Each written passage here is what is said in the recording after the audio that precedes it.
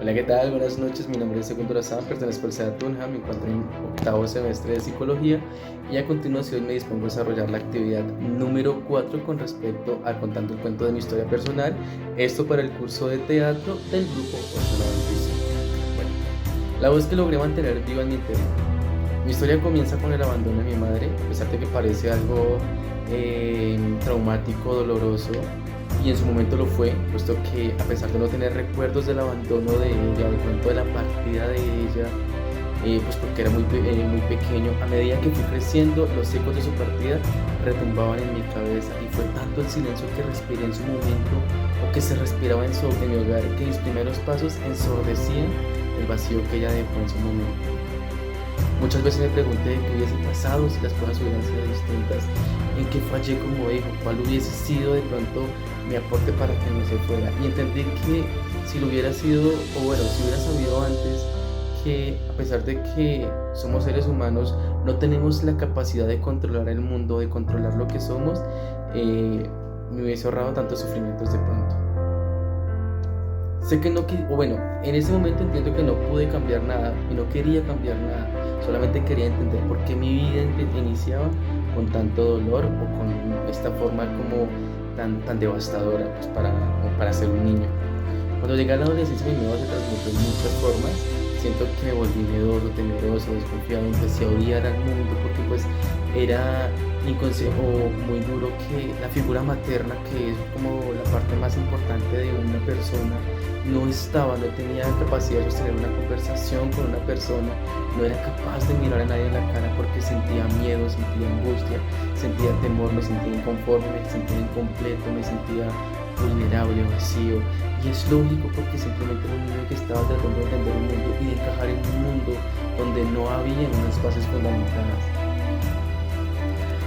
En algún momento de mi existencia logré entender que la vida no se trata de simplemente encontrar vacíos emocionales y tratar de llenarlos con más vacíos, sino por el contrario, luchar con ellos.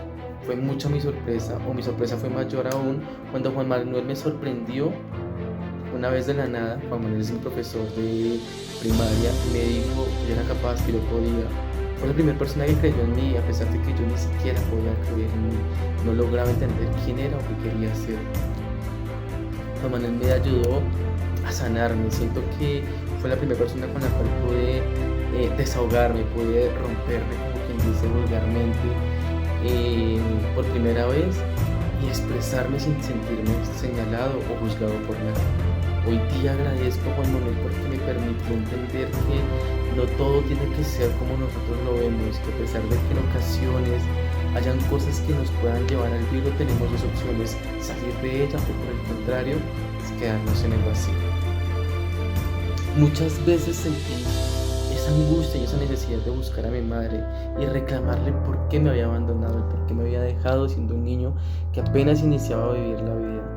Pero en el momento de llegar a mi adultez he entendido que la posibilidad de sanar partes de mi vida parecían irreparables y que a pesar de que en ocasiones sentí tanto odio por las personas, la vida me ha enseñado que el pasado es irremediable, que no podemos cambiarlo, pero sí podemos construir un mejor futuro.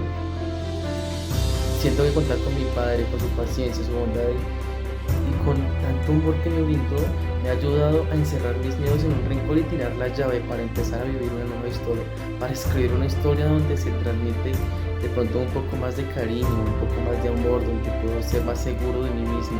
Hoy he descubierto que no fue definido por la ausencia de mi madre o por la ausencia que en su momento sufrí, por la hostilidad que pasé en mi infancia, sino por la llegada de personas que vinieron a salvarme, personas que me ayudaron a crecer, a ser mejor persona, a entender que a pesar de que la vida nos traiga de pronto sorpresas o nos traiga de pronto caídas, nosotros debemos levantarnos.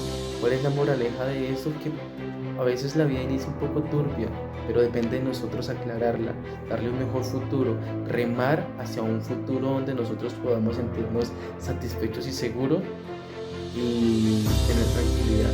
Ahora bien, ¿Cuál es el aporte que siento que el teatro me dejó a mi vida durante estos 4 meses de recorrido? Siento que me ha aportado muchísimo, me ha ayudado a construirme, a entenderme, a permitirme ser como persona. Siento que en mi rol como psicólogo, como futuro psicólogo, me permite entender que la expresión corporal, que de pronto la gesticulación, la forma de expresarnos con las demás personas, nos definen como personas y esto nos ayuda a encajar en un mundo que es constante, cambiante y evolutivo. Muchísimas gracias.